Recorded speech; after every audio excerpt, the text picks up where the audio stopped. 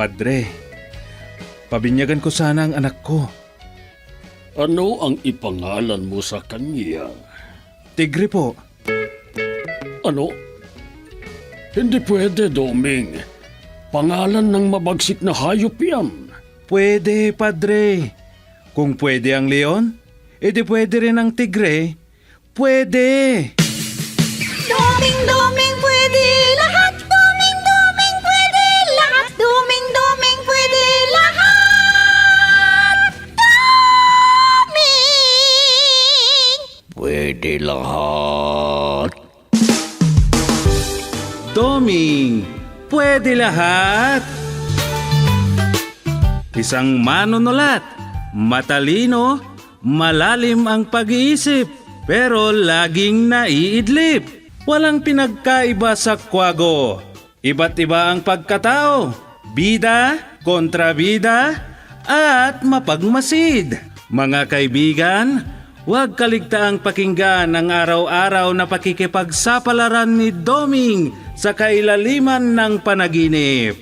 Doming, pwede lahat. Isinulat at sa direksyon ni Letty Astudillo Aquino mula sa Lovelet Artists and Talent Center Drama Productions. Handog sa inyo ng #1 and most trusted radio network in the country, Bombo Radio Philippines. Basta Radio, Bombo!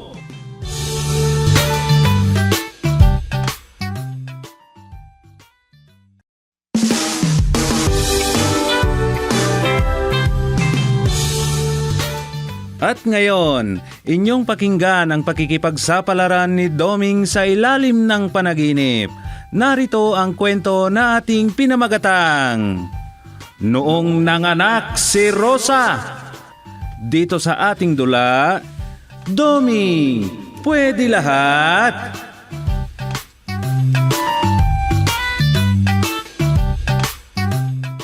Doming! Doming! Oh, bakit Rosa?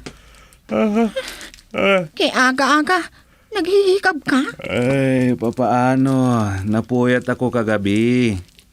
Yung pusa, ang ingay-ingay. Hindi mapakali. Ganon talaga ang mga pusa kung naglalandi. Naghahanap ng asawa. Oh, ano bang sasabihin mo? Dom, hindi pa ako dinatnan ng buwan ng dalaw. 1 linggo na akong delay. Ha? Buntis ka, Rosa? Hindi ko nga alam eh. Kaya magpapacheck up ako ngayon. Sige. Ikaw ang bahala. Magpapasama sana ako sa'yo. Kaya lang, huwag na. Para masorpresa ka. Kung ano man ang lalabas na resulta sa aking pagpapacheck up. Ganon? Sige, alis na ako.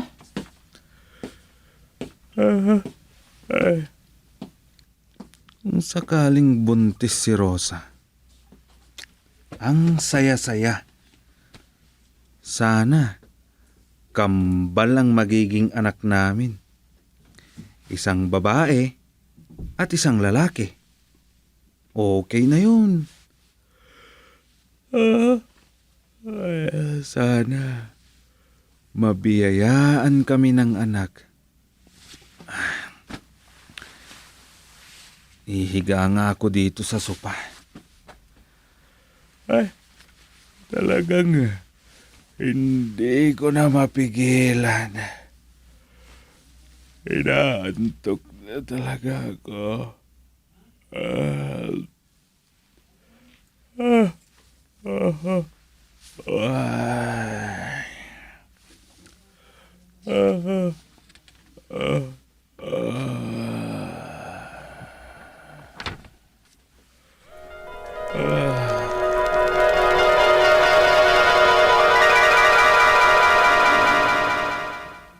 Anong gusto mong kainin, Rosa? Karamay, gusto ko yung makapalang balat. Yung kasing liit ng munggo at maasim masyado. Narinig mo, Dumeng? Maghanap ka ng karamay na kasing liit ng munggo. Rosa naman eh. Hindi na papanahon ang karmay ngayon. Iba na lang ang hanapin mo. Tatay o si Doming. Ayoko. Karamay lang ang gusto ko. Duming, maghanap ka. Kasalanan mo. Oras na makunan si Rosa. Sige. Sige na nga. Maghahanap na ako. Pero kapag wala akong mahanap, bayabas na lang ang dadalhin ko sa'yo. Yung gwapol. Karamay ang gusto ko. Karamay!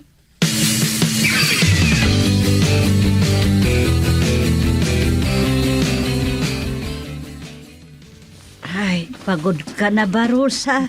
Hindi pa naman, inay.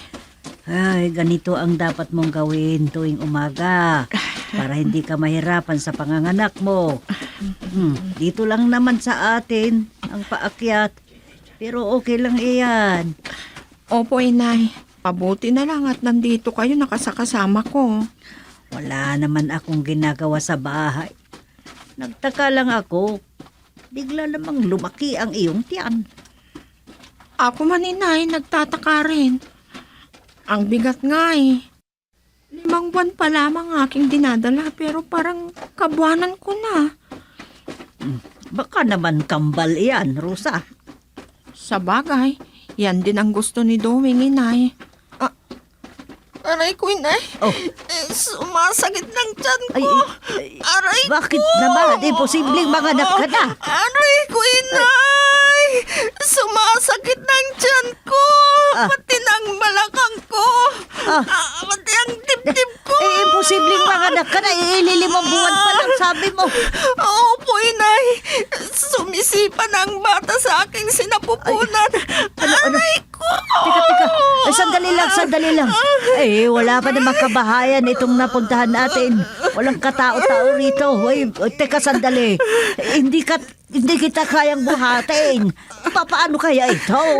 Tawagan niyo na lang si Doming, inay. Pagod na ako. Nakalimutan ko kasi yung cellphone ko sa bahay. Naiwan ko. Dito ka muna. Diyan ka na, ha? Hingi ako ng tulong. Tulong! Tulong! Aray ko! Ang lakas ng sipa ng nasa pinapupunan ko! Aray ko! Aray!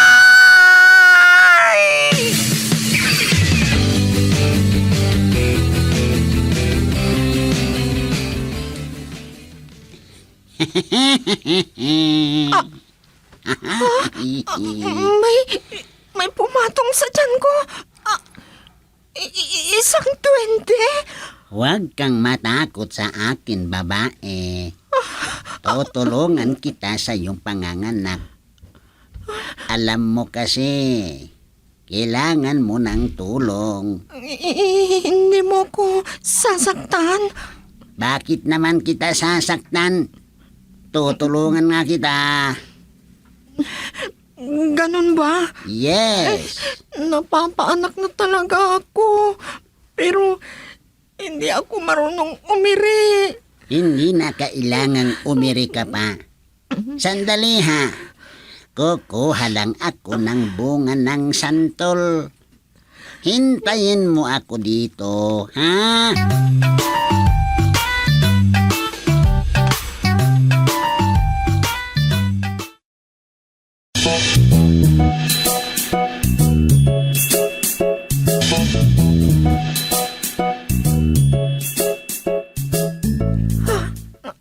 Bigla siyang nawala. At paano nagkaroon ng duwende dito? Nanay ko! Tatay! Doming! Puntahan niyo na ako dito! Nasaan na kayo? Inay! Itay!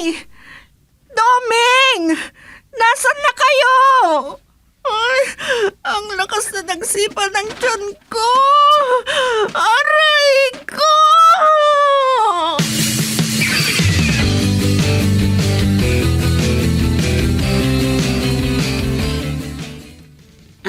Eto. Lunukin mo muna itong isang buto ng santol. Kumuha ako ng 6 na buto. Kasi ang pagkaalam ko, Maraming karga yang nasa sinapupunan mo. Ano? Sige na, lunukin mo na itong isa, ha? Ha? Ang laki naman nito. Kaya mo yan, kaya mo yan. Sige na, nga ka, pilitin mong lunukin, ha? Para makalabas na yung nasa tiyan mo, ha? Ang sakit talaga ng tiyan ko. Hindi ko na kaya. Pero sige, pipilitin kong lunukin.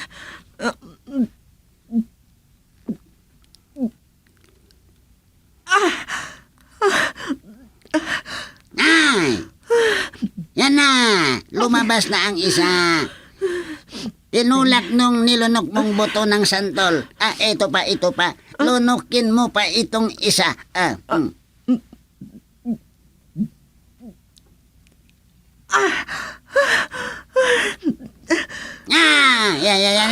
Yan na. Lumabas na naman ang isa. Sige! Sunod-sunod, nalunukin mo ang lahat para sunod-sunod ang paglabas nila. Sige!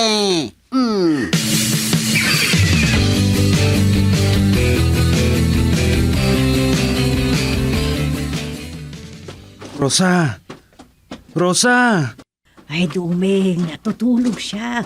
Tingnan mo, oh.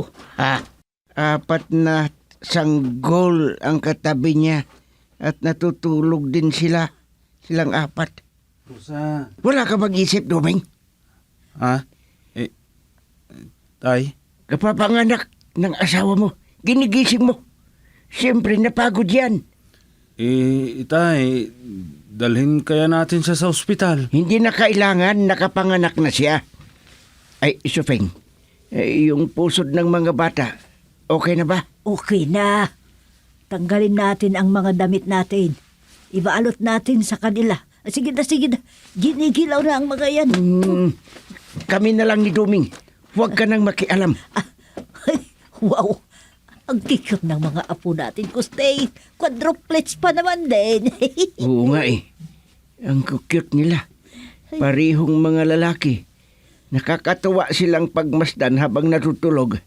Ang tataba. Ay, sino kayang tumulong kay Rosa na nanganak? Sino kayang nagpaanak sa kanya?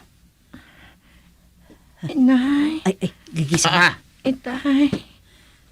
Ay, Duming. salamat naman at nagising ka na, Rosa.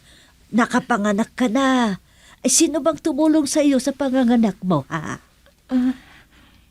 Isang duwende ang tumulong sa akin. Duwende. Duwende ka mo. Oo, Duming. Tinulungan niya ako sa aking panganganak.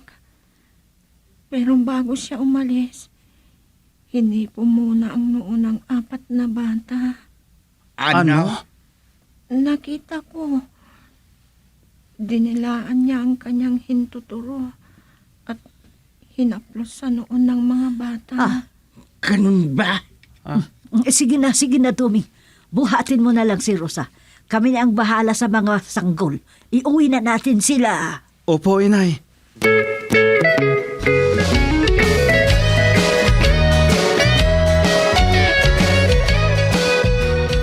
Inay, hindi ko sila kayang padidihin.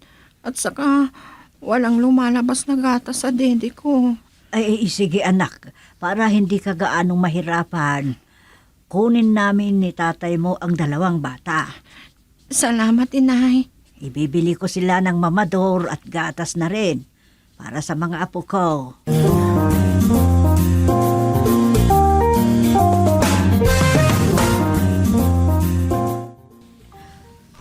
Ay, Supeng, padidihin mo na ang mga yan. Isturbo sila sa pagtulog. ay naubusan nga sila ng gatas. Nagugutom sila. Bukas pa ako makakabili ng gatas. Ano? Ang takaw naman nila. Kabibili mo lang ng malaking lata kahapon, ubos agad. Ganyan nga eh. Ganyan sila katakaw. Ang mabuti pa siguro, dalhin mo na kay Duming na ama nila. Sa bagay, siya lang naman ang kamukha nila. Hindi ko sila kamukha. Ano? Ikaw naman. Huwag naman ganyan. Biruin mo, 4 sila. Ni isa wala akong kamukha. Kahit pa si Rosa. Wala silang nakuha sa anak natin. Magkakamukha silang apat. Quadruplets nga eh. Natural. Magkakamukha silang apat. Nainis nga ako. Ibalik na natin sa kanila ang kanilang mga anak. Hayaan mong magproblema si Doming. Bakit kasi quadruplets pa ang kanyang ginawa? Kasalanan ba niya? Oo, kasalanan niya. Hindi na siya nagtipid. Apat kaagad ang pinanganak ni Rosa. Kaya ibalik na natin sa kanila. Wala naman akong kamukha ni isa. Hindi pwede yung iniisip mo. Baka kung ibalik natin sa kanila, ipaampun rin nila. Kasi hindi kayang padidihin ni Rosa lahat yan. Ano? Oo, kaya nga pinaalaga sa atin. Alagaan natin sila hanggat kaya natin.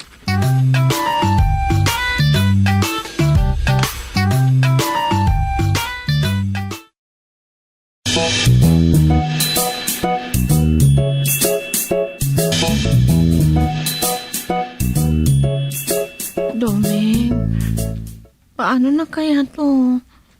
May sakit ako. Hindi ko kayang bumangon. Nanghihina pa ako. At nahihilo. Hindi ko kayang itaas ang balikat ko. Namamaga. Paanong hindi ka magkakasakit? Hindi ka naman kumakain.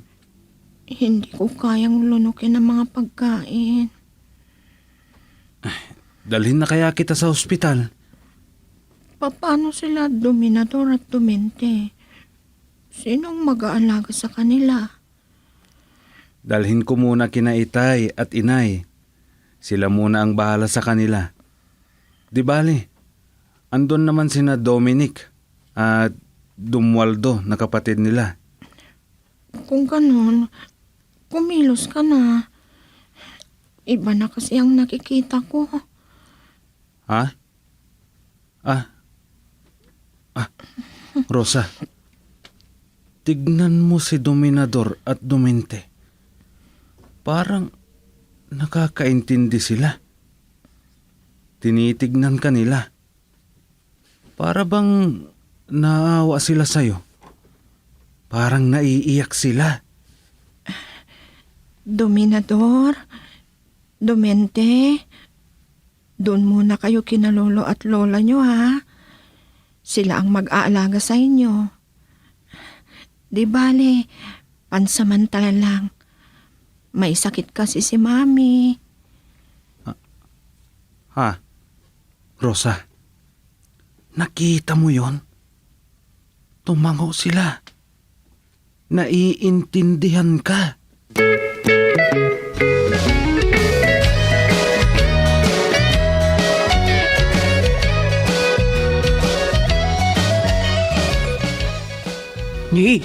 Walang hiya kayo.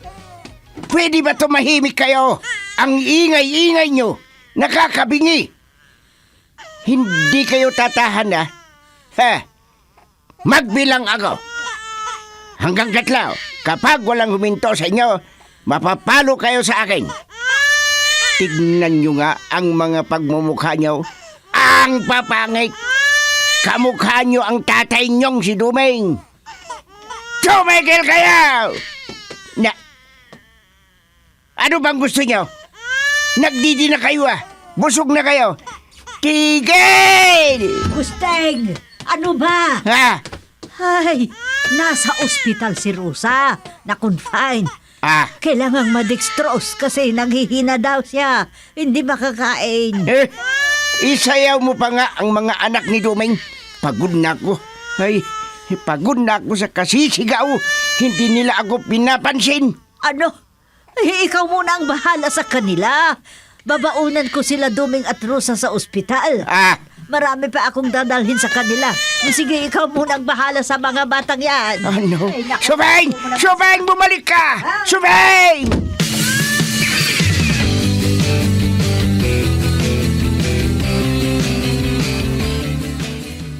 Tumigil kayo!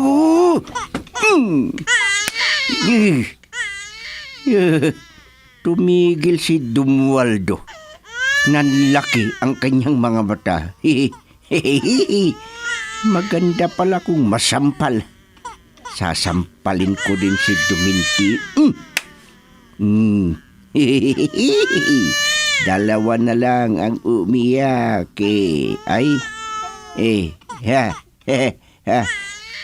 Tumahan din sila. Isunod kong sampalin si Dominic. Si Dominador na lang ang umiyak. Tumigil ka, sabi. Yan. Huminto na rin siya. Yan lang palang magpapahinto sa inyong pag-iyak. Tig-isang sampal. Bakit sila nakatitig sa akin? At ang lalaki ng kanilang mga mata. Ay, loko-loko talaga ang mga batang ito. Kay liliit pa Marunong na silang magpalaki ng kanilang mga mata. Mana talaga sila sa kanilang ama na si Duming. Huwag kayong maingay ha. Matutulog ako. Pag hindi nyo ako pinatulog, isa-isa ko na naman kayong sasampalin. Naintindihan nyo? Ganyan. Huwag kayong maingay. Ang sarap matulog inaantok na talaga ako. Hindi nyo ako pinapansin ha? Gusto nyo ulit masampal ha? Sabay-sabay ko kayong pagsasampalin ng ganito para tumigil kayo sa katatawa.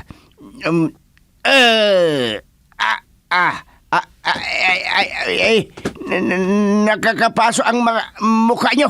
Aray ko, nag-aalam na ang mga balat ko.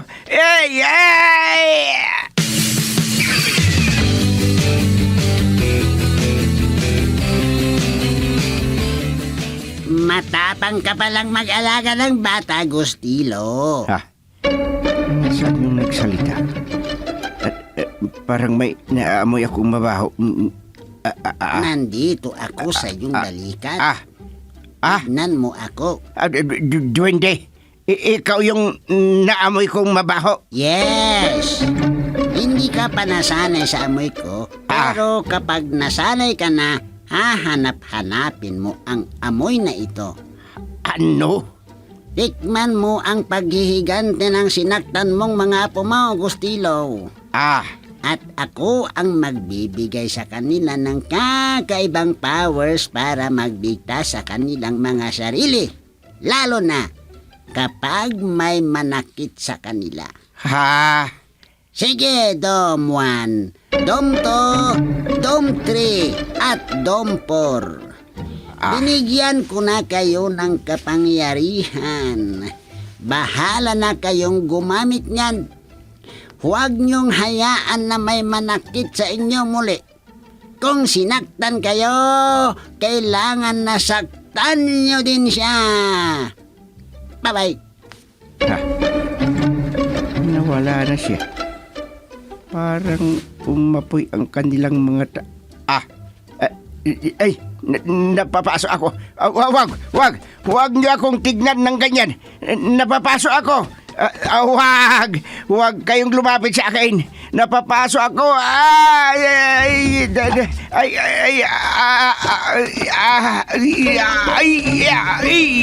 Tay! Doon, tulungan mo ako. Tawagin mo ang mga anak mo. Napapasok ako sa kanila.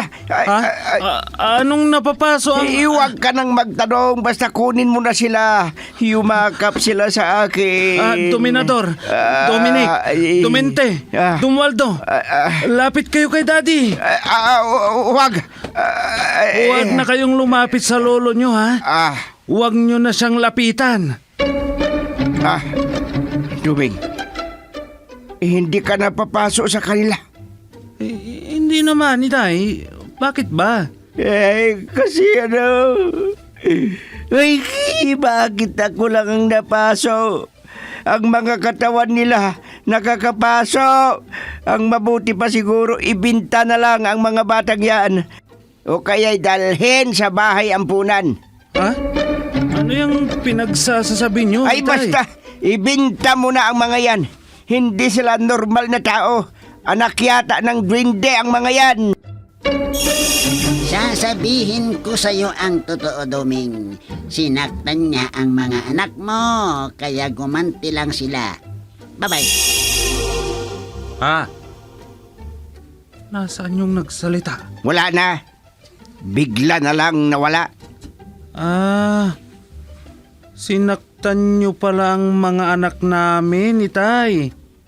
Kaya sinaktan din nila kayo. Kaya... Kahit na, ilayo mo sa akin ang mga batang yan. Anak ng duwende ang mga yan. Anak ko ang mga ito, itay.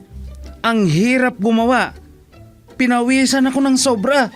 Tapos, ang gusto nyo, ipamigay ko sila? Ah. Ay, hindi. Hindi pwede, itay.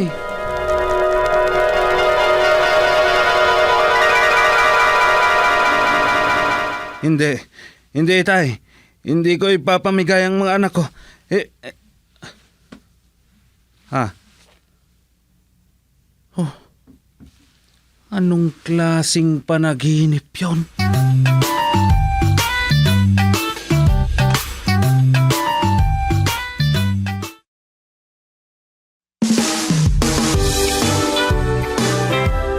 At diyan nagtatapos ang isang kwento sa pakikipagsapalaran ni Doming sa ilalim ng panaginip. Sa panulat at direksyon ni Leti Astudillo Aquino.